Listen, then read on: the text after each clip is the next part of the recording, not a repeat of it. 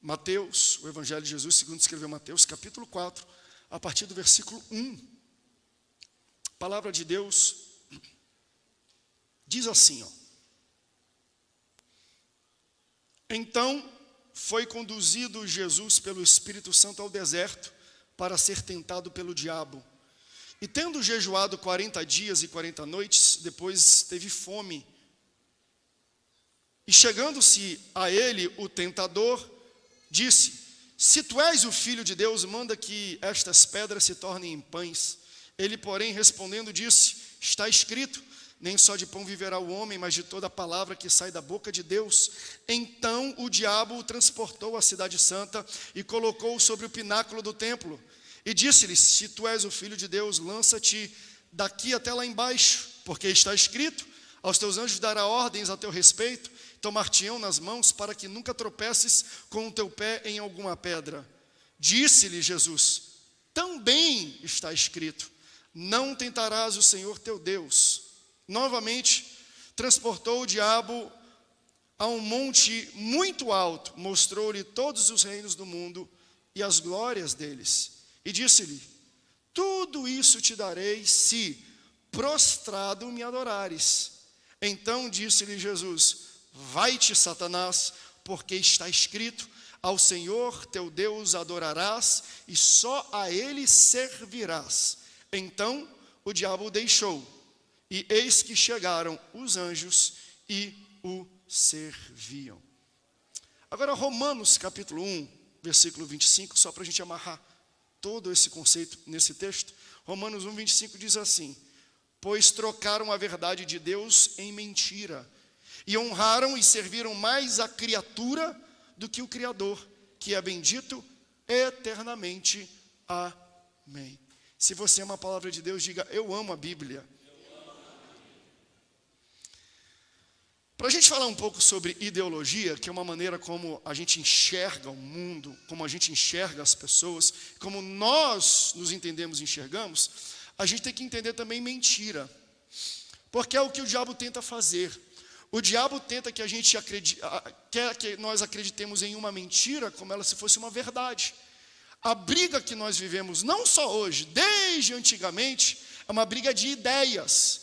Porque Deus, quando forma um homem, forma uma mulher, forma a família, Deus dá uma identidade para cada uma dessas pessoas, e o diabo vem com as suas mentiras, tentando incutir nas nossas mentes, desde a criação, que nós somos outra coisa, além daquilo que Deus nos criou. Não foi o pecado do Éden? Deus criou o homem e a mulher, deu domínio sobre eles, e aí vem Satanás falando: não, isso que Deus disse que vocês são, na verdade vocês não são isso, vocês podem ser muito mais do que isso, vocês podem ser muito além daquilo, vocês podem ser o próprio Deus. Então, toda hora o diabo está tentando vender, incutir em nossas mentes a sua ideologia, para que nós venhamos a pensar que somos tudo aquilo que Deus não nos fez para fazer e para ser.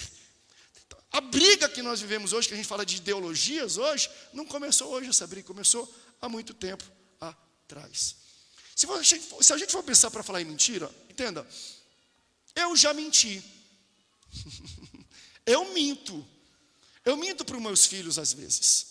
Fala a verdade, você já mentiu para o seu filho? Pergunta para a pessoa do lado. Se ela fala assim, nunca, ela já está mentindo para você. Às vezes eu estou cansado e eu escuto os meus filhos correndo, vindo para o quarto. Eu finjo que estou dormindo. Te peguei, não peguei? Eu não quero que ele me chame para brincar. Eu vou dormir aqui, eu vou botar o lençol por cima da cabeça, para eles pensarem que eu estou dormindo. Aí eles vão pedir alguma coisa, vão direto para a mãe deles, não vão vir direto para mim. Eu faço isso de vez em quando. Quem é que faz isso? Só eu, só o pastor que está no altar que está falando a verdade, né? Às vezes eu estou com a minha esposa, a sós, eu quero um momento só com ela para namorar, um momento de intimidade. Eu tranco a porta do quarto. Aí vem os meus filhos batendo na porta. Aí eu estou lá, eles ficam batendo, não estou aqui, isso aqui, daqui a pouco eu abro a porta ali, pai, mãe, por que vocês trancaram a porta? E aí eu falo a verdade ou a mentira? Eu falo, meu filho, São José dos Campos é uma cidade perigosa, ladrões podem arrombar aqui, entrar no quarto. Entrar no quarto. Veja, o que eu vou falar? O que eu vou falar para o meu filho nessa hora? A verdade é muito dura nessa hora, é muito pesada nessa hora para um menino como esse. O que eu falo? Não, meu filho, estava trancado aí, porque a gente estava deitado, porque a gente estava dormindo. Você entende que às vezes a mentira é a melhor saída para algumas situações? O problema, claro, eu não estou aqui para culpar você dizendo que você vai queimar no mármore do inferno porque você fala isso para o seu filho. Não é isso que eu vim falar. O grande problema é quando nós vivemos de uma grande mentira e tornamos as mentiras da nossa vida verdade. É quando a gente não sabe mais o que é verdade e o que é mentira. É quando a gente não está mais andando nos caminhos do Senhor.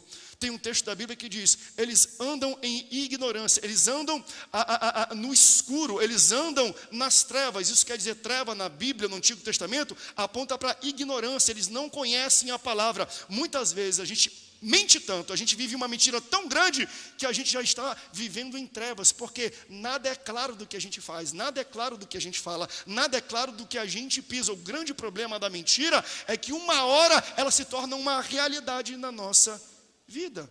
Às vezes a gente entende que a mentira vai ser melhor do que a verdade. Você não pode se acostumar com mentiras. Todo dia, as notícias, as músicas, os influenciadores, os artistas, os filmes tentam vender mentira para você entender uma mentira como se fosse uma verdade, ou como se fosse a própria verdade. Por que eu digo isso? Porque esta é a ilustração do que nós lemos aqui em Mateus, no capítulo 4. O inimigo, ele vai até você e ele tenta sabotar a sua vida, e ele tenta te vender uma ideia, e ele tenta fazer da tua mente, só que às vezes de usar uma mentira, ele usa uma verdade fora de contexto, uma verdade deturpada para que você caia nesse anzol e morda a isca, e daqui a pouco você está vivendo uma mentira como se fosse uma verdade. Satanás se apresenta a Jesus, porque o Espírito Santo levou e conduziu Jesus até o deserto para que Jesus seja tentado. Isso por si só já é muito difícil da gente entender, porque a gente acha que toda vez que o Espírito Santo está com a gente, ele vai levar a gente pelo caminho de vitória. Vai, mas antes do caminho da vitória, existe o deserto. Antes do trono no céu, existe uma cruz. Se alguém um dia falou para você, aceite a Jesus, que tudo vai dar certo na sua vida, mentiram para você. Se disseram uma vez para você que você vindo para a igreja aceitando a Jesus, nada de ruim vai acontecer na sua vida, mentiram para você. Se falaram um dia que se você andar com o Senhor, se você tiver Deus como Deus da tua vida, nada de oposição vai se levantar contra a sua vida, mentiram para você. Porque nesse texto diz que o Espírito Santo conduziu Jesus para o deserto, para Jesus ser tentado e testado. O mesmo Espírito que nos exalta, que nos consola, que nos dá sabedoria, é o que nos testa na nossa caminhada para saber se nós estamos preparados para o chamado que Deus tem para a nossa vida. Então Jesus é conduzido no deserto e o diabo chega para ele e começa a questioná-lo, a sugestioná-lo. Começa a oferecer algumas coisas para ele que são muito interessantes. O texto em Mateus capítulo 4, versículo 2, começa depois de um momento que Jesus ele é batizado nas águas no Jordão por João Batista. Porque quando Jesus ele é batizado, Deus Pai do céu fala: este é o meu filho amado, em quem eu me comprazo. O que Deus Pai está falando para Jesus é: a tua identidade é essa, eu vou te entregar a tua ideologia, eu vou mostrar e afirmar para você quem você é. Depois disso Jesus sai para o deserto e o texto fala em Mateus 4, versículos 2, e tendo jejuado 40 dias e 40 noites, Jesus teve fome. Eu quero eleger esse texto como o texto mais óbvio da Bíblia. Depois de 40 dias jejuando, Jesus teve fome. Meu irmão, eu estou há 40 minutos já aqui nesse culto, eu já estou com fome. Imagina 40 dias. Chegando-se o diabo a ele, falou assim, versículo 3. Se tu és o Filho de Deus, manda que estas pedras se tornem em pães. Quantas vezes nós já não fomos tentados nessa área? Você percebe o tempo, o time de Satanás?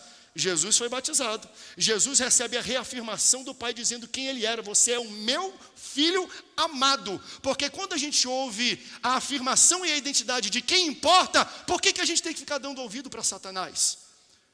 Toda vez que Satanás vem sugestionar alguma coisa no teu ouvido, pode perceber, no culto anterior, na semana anterior, no momento anterior, Deus falou a mesma coisa para te afirmar naquele mesmo sentido. Então Satanás veio atacar Jesus na área da fome? Não. Ele não atacou Jesus na área da fome, ele ataca Jesus na área da identidade. Se tu és o Filho de Deus, transforma essas pedras em pães. A guerra aqui é uma guerra de ideologia, não uma guerra de culinária. Ele não estava atacando o estômago de Jesus, ele estava atacando a identidade de Jesus. Se tu és o Filho de Deus, transforma essa pedra em pão. Deus acabou de falar para ele: tu és o meu filho amado.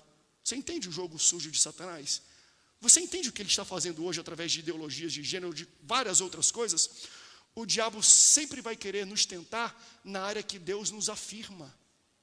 Então, se Deus fala para você assim, ó, eu vou te dar uma esposa e uma família abençoada, ele vai atacar a tua família. Eu vou te dar uma finança abençoada e próspera, ele vai atacar a tua finança. Eu vou te dar uma igreja, um ministério, onde Deus vai te abençoar, ele vai atacar o teu ministério, porque o diabo sempre vai te atacar na área que Deus quer te usar. Gente, a guerra é essa. Você entende? Qual é o ministério de Jesus? Por que Jesus foi crucificado, gente? Foi porque ele multiplicou, andou sobre as águas? Foi porque ele curou? Não foi por causa disso, não. Ele foi crucificado por causa da identidade dele. Se você for ver com Pilatos e todo o sinédrio, o pessoal falando, tem que crucificar. Por que queriam crucificar Jesus? Porque Jesus dizia que ele era Deus. Você viu a mim e viu ao Pai. Então foi a identidade de Jesus que o levou para a cruz do Calvário. O ministério de Jesus estava dentro da sua própria identidade. Daí vem Satanás querendo debater palavra, Bíblia, com a própria palavra. Porque ele vem tentando Jesus usando a palavra. Eu entendo que todas as vezes que eu estou passando por uma dificuldade, por um ataque muito grande, eu falo assim, Deus quer me usar nessa área. Deus quer me levantar nessa área. Deus tem algum milagre, Deus tem algum romper nesta área. O diabo sempre vai te atacar na área que Deus quer te afirmar e te usar. Tem muita gente que fala, pastor, eu não sei qual é o meu chamado, eu não sei qual é o propósito. Simples. Onde é que o diabo te ataca? É nessa mesma área que Deus vai querer te usar. Então, se ele está te atacando muito a tua pureza, ele quer usar a tua pureza. Está atacando muito a tua saúde, Deus quer usar a tua saúde. Está atacando muito a tua família, Deus quer te usar na área da família. Qual é a área que o Satanás está te tentando, te batendo, te querendo deslizar? Deus vai te levantar para te usar nessa área.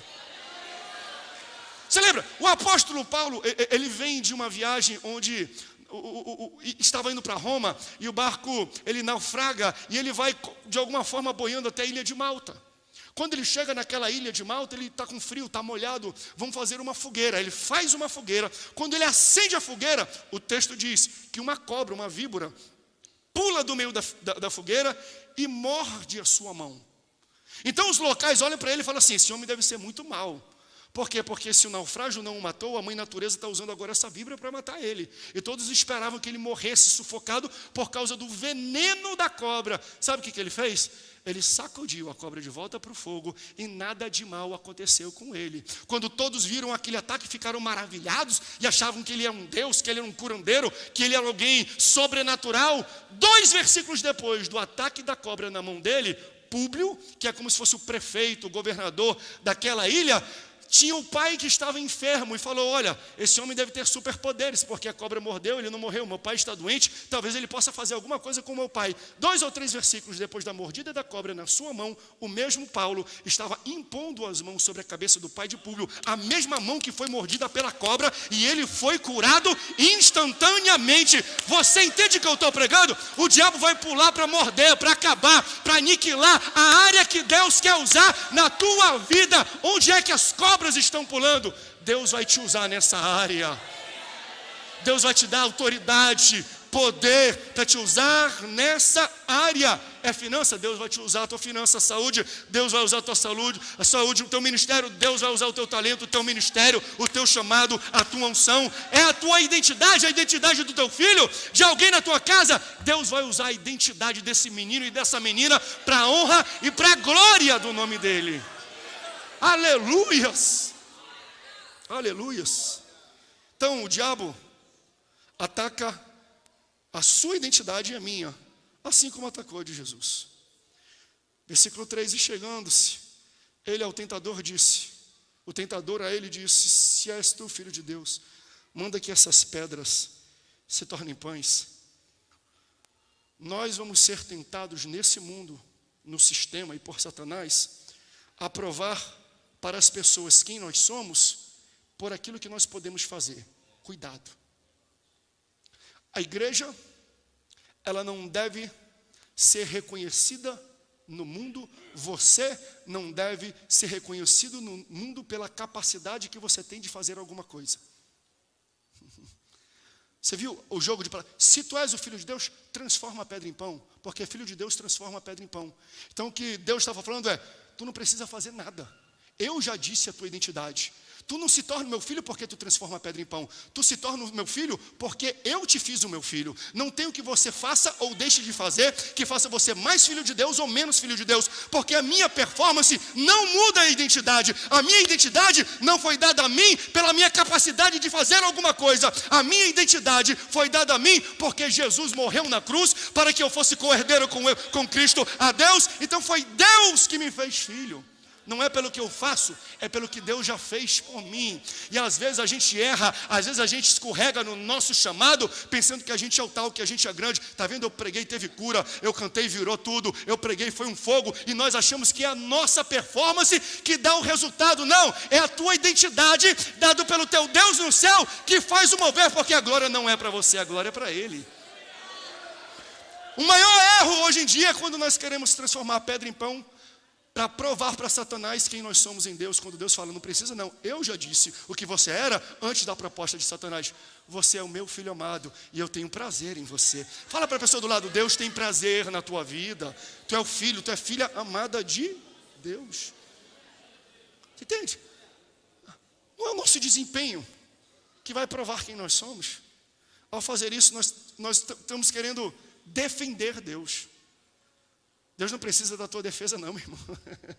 É tu que está precisando da defesa dele. É tu que está precisando que ele seja escudo na tua casa, que ele seja torre forte para a tua família. É você que está precisando de um Deus grande, de um Jeová, Chamar, Adonai, Elohim. Você está precisando de Deus, não é Deus que está precisando da gente. Então nós mentimos, como diz aquele texto em Romanos, trocamos a verdade pela mentira quando tentamos provar algo que Deus disse sobre a nossa vida, algo tentar desempenhar para provar isso. Não é o que eu posso fazer. Não é o que você pode fazer. É o que Deus já fez por você. A Bela, o André, o Romeu são meus filhos. Se tirar nota ruim ou boa, continuam sendo meus filhos. Se eles aprontarem e ficarem de castigo, ou tirarem nota 10, foram os mais arrumadinhos da igreja, eles continuam sendo meu filho. Você entende?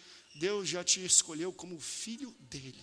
E por ser isso, você pode abençoar os outros, você pode fazer grandes coisas, milagres e maravilhas, não para se tornar o filho dele, mas porque você já é o filho dele. Não queira mostrar para ninguém, olha a minha igreja é grande, a minha igreja é forte, eu prego, está na internet, olha como está a mover. Não tem nada a ver comigo, não tem nada a ver com a gente.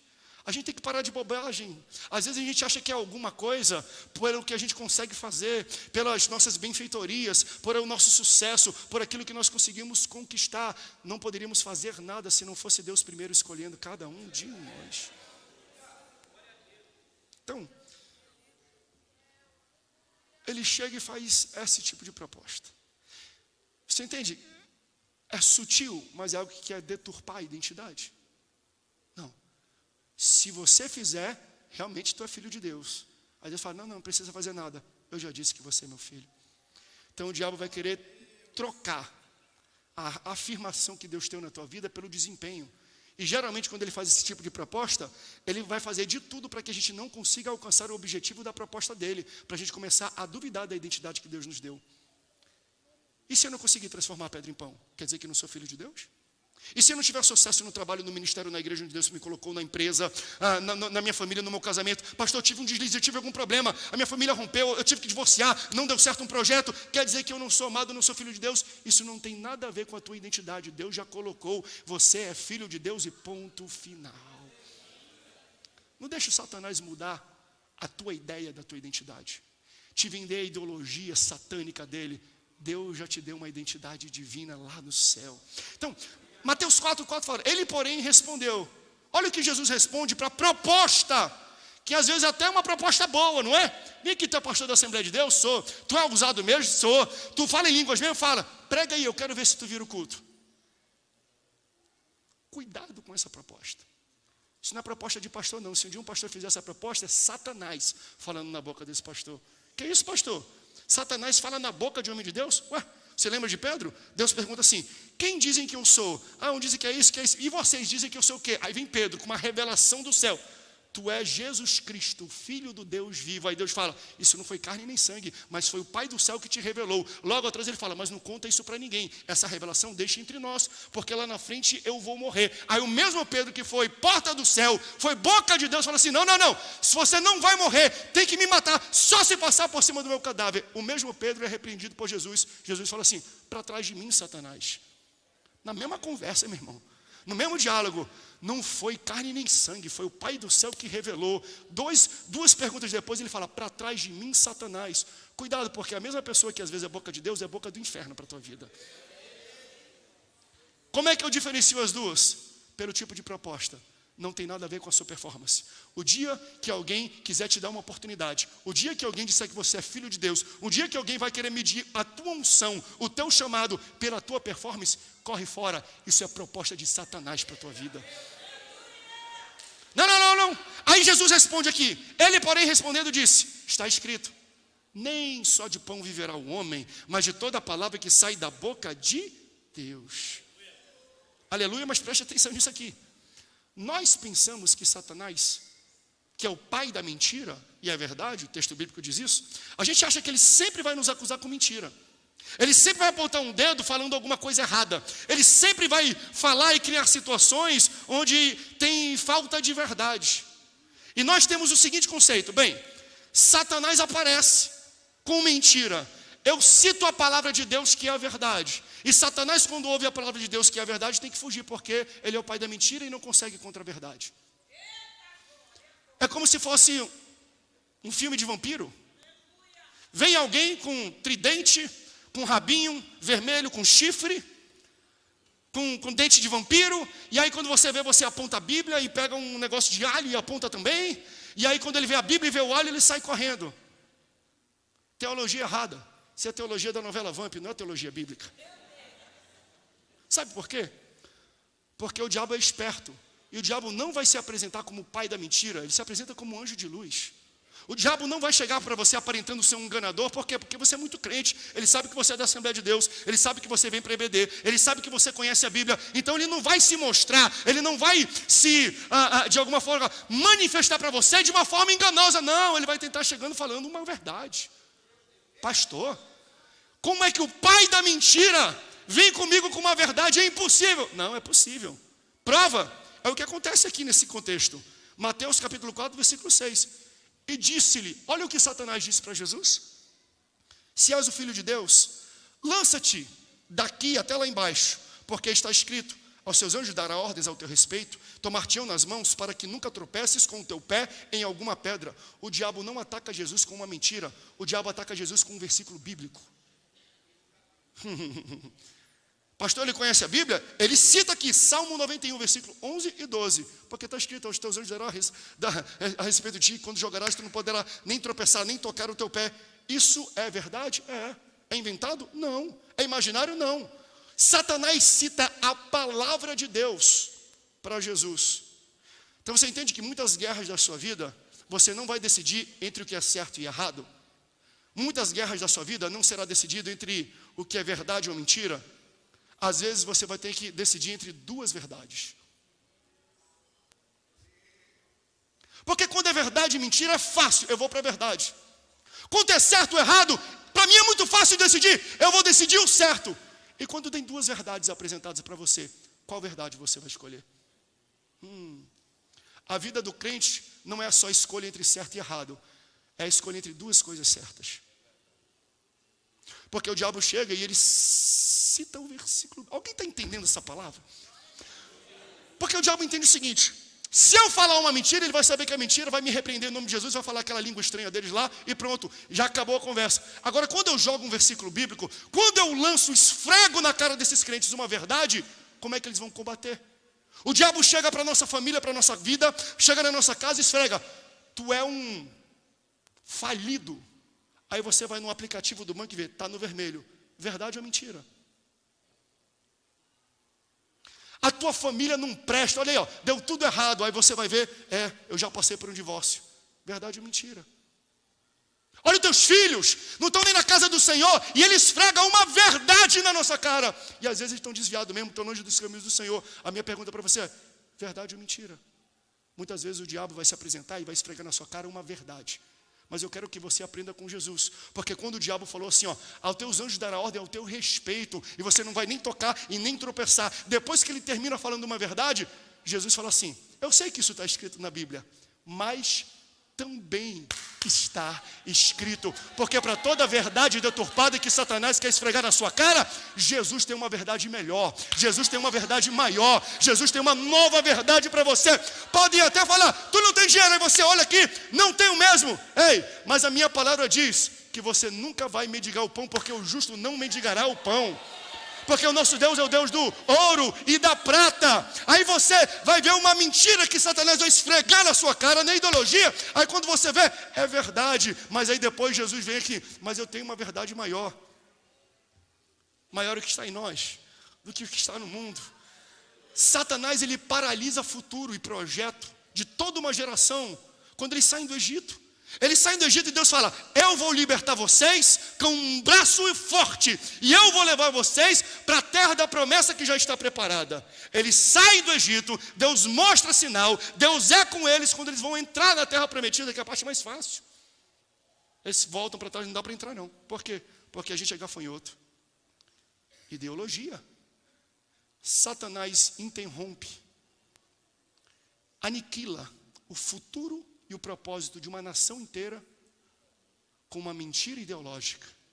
Somos pequenos demais. Eu queria estar lá para falar, mas nós podemos tudo naqueles que nos fortalecem.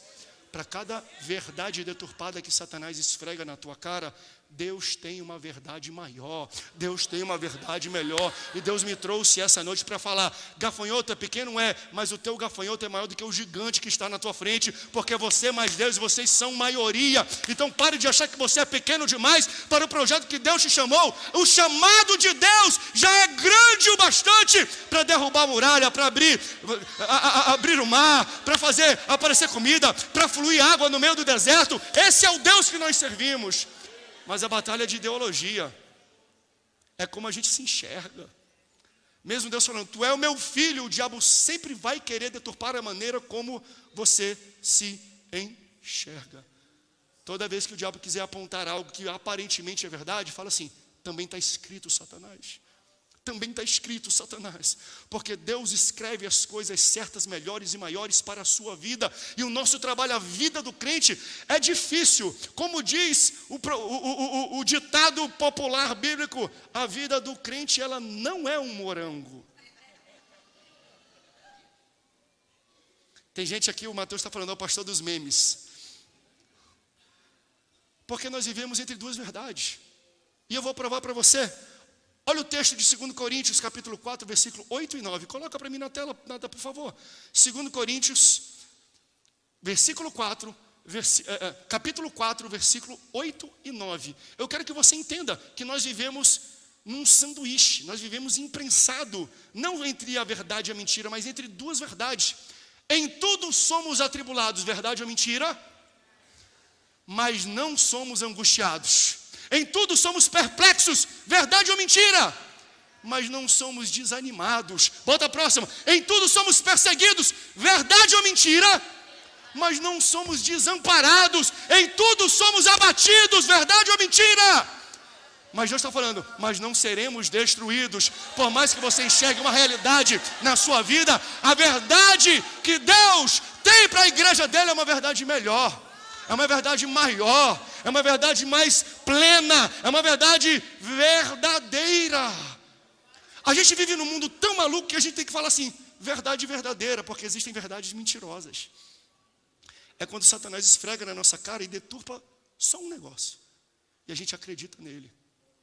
Aí ele fala, não tem fé não é falido, não cresce, não tem identidade da orientação sexual, não, isso aqui não sei o quê, não, isso aqui é falido, não, isso aqui nunca vai dar certo. Em quem você vai acreditar? Na verdade da sua situação ou na verdade da sua revelação? Você vai acreditar naquilo que você está vivendo hoje ou você vai acreditar na promessa que Deus deu para você? Em que realidade você vai viver? Porque nós vivemos em sanduíche, a gente vive prensado entre essas coisas. Pastor, eu tenho um chamado de Deus, Deus já confirmou, Deus já usou um profeta, Deus já falou comigo através da palavra, mas nada do que Ele falou está acontecendo. Aí o diabo fica acusando que nunca vai acontecer, que eu não tenho diploma, que eu não tenho dinheiro, que eu não tenho sobrenome, que eu não vou conseguir. A minha pergunta é, qual é a verdade que você vai escolher acreditar? Porque o texto diz em Provérbios assim como um homem pensa no seu coração, ele é. Qual é a verdade que você vai tomar no seu coração, para germinar no seu coração e fazer frutificar na sua vida? A verdade do mundo ou a verdade de Deus? Quem está entendendo essa palavra? A guerra é de ideologias, é de ideias, é da maneira como nós nos enxergamos. Deus tem uma verdade melhor. Deus tem uma verdade maior.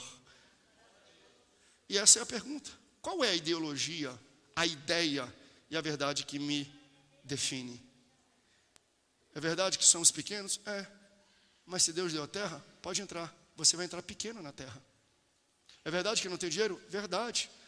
Mas Deus vai fazer tudo aquilo que Ele chamou para fazer sem dinheiro. Não precisa ter dinheiro para fazer os propósitos de Deus, não. Deus vai dar um jeito. Deus vai mandar você pegar na boca do peixe, entende isso? Deus faz o milagre, Deus vai dar a provisão, Deus vai fazer aparecer. Porque nós somos o resultado disso. 2 jovens que saíram lá da Suécia, depois foram para os Estados Unidos, não tinham dinheiro, não sabiam língua, não sabiam nada, vieram até Belém do Pará e começaram. Depois saíram para fazer um culto caseiro com 20 pessoas. Hoje só no Brasil nós temos 25 milhões de assembleanos. Nós estamos falando que a nossa história veio disso, de 2 pessoas que resolveram acreditar numa verdade maior, numa verdade melhor, que língua não vai parar, que falta de dinheiro não vai parar, que falta de cultura não vai parar, nada te para quando Deus te chama. Aleluias. Essa é a arte da vida do crente. Qual verdade você acredita? Não é entre a verdade e a mentira, entre 2 verdades. Porque quando Davi fala assim, eu vou enfrentar Golias, Saul chama ele e fala, tu tá maluco, menino? Pega aqui a minha armadura, não cabe, então vai para lá. Então olha o que Saul está falando, não luta com Golias, ele é grande demais. Só a lança dele pesa mais do que você. Ele tem um cara que carrega a lança para ele de tão pesada que é. Verdade ou mentira? Verdade.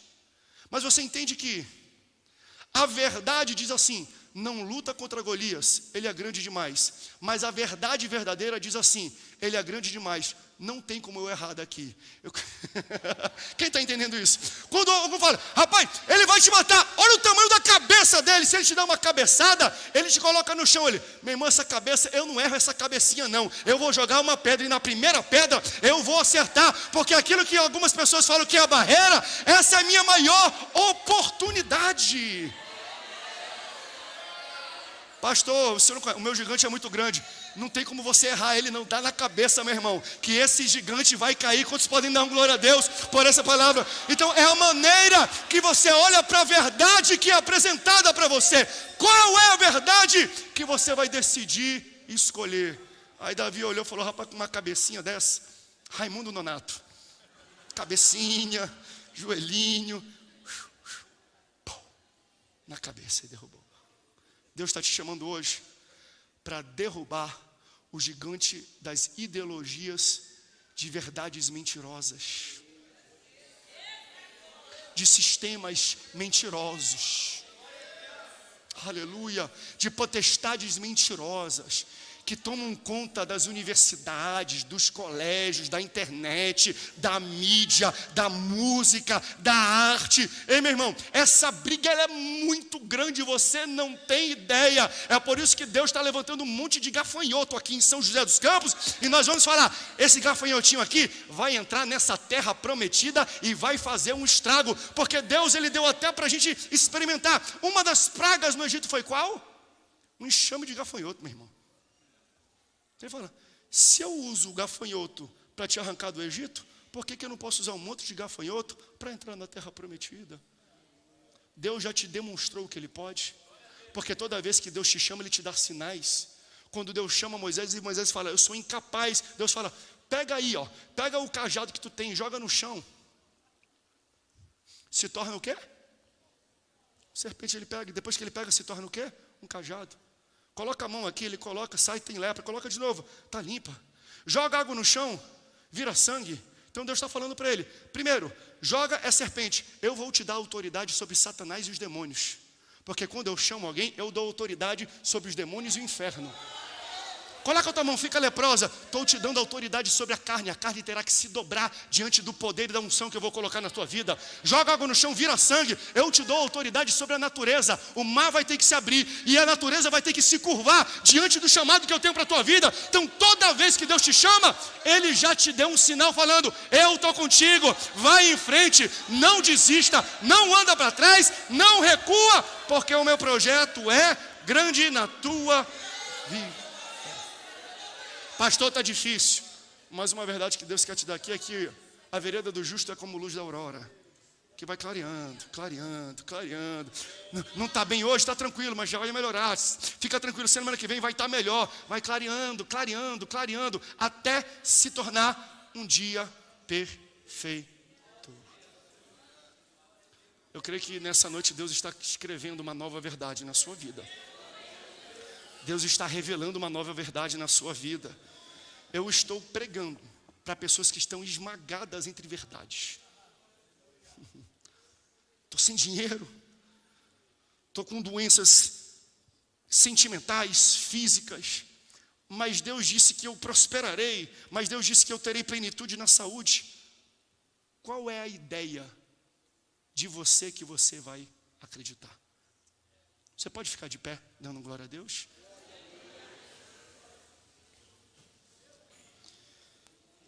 Nossas ideologias, forma de ver o mundo e de nos ver, são moldadas por duas coisas. Primeiro, Provérbios 23, 7. Como o homem pensa em seu coração, assim ele é. Então é como você se vê.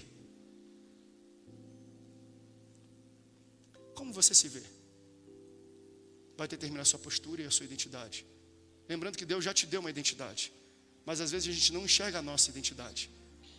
Deus chama Moisés, Moisés fala, quem sou eu para ir até lá? Por quê? Porque Moisés era um libertador, mas ele não enxergava isso.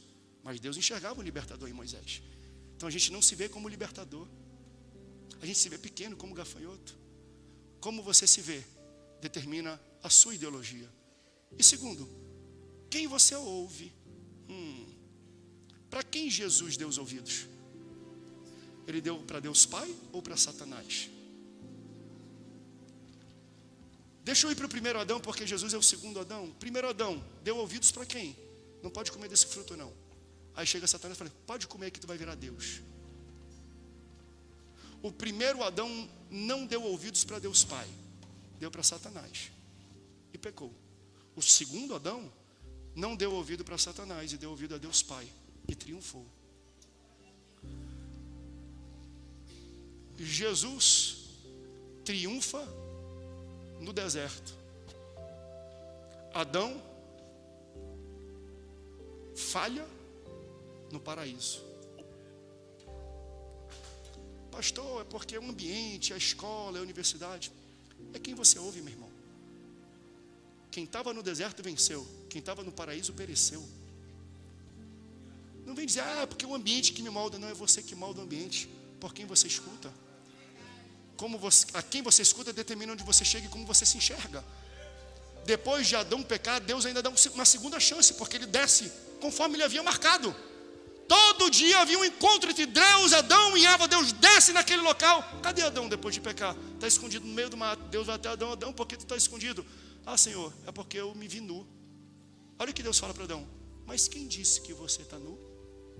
Não foi Deus que acusou ele de nudez. Mas ele se viu nu porque ele escutou. Cuidado para quem você dá ouvidos. Porque quem você ouve determina a sua identidade. Você vai ouvir Satanás no paraíso ou você vai ouvir a voz de Deus?